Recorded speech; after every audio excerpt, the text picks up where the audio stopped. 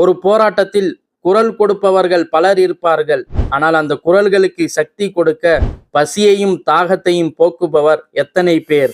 அப்படிப்பட்ட ஒரு மனிதரின் செயல் இன்று பலரின் மனதை நெகிழ வைத்துள்ளது. அவர்தான் முஹம்மது ஜுனைத். ஜந்தர் மந்தரில் நடைபெற்ற போராட்டத்தின் போது போராட்டக்காரர்களுக்கு உணவும் தண்ணீரும் வழங்கும் பணியில் முஹம்மது ஜுனைத் ஈடுபட்டிருந்தார். எந்த எதிர்பார்ப்பும் இல்லாமல் அங்கு வந்த மக்களின் தேவையை உணர்ந்து அவர் செய்த இந்த உதவி பலரின் கவனத்தை ஈர்த்துள்ளது.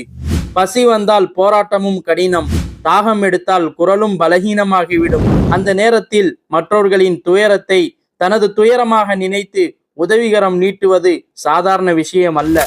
சிலர் வார்த்தைகளால் மனித நேயத்தை பேசுவார்கள், சிலர் செயல்களால் மனித நேயத்தை வாழ்ந்து காட்டுவார்கள்.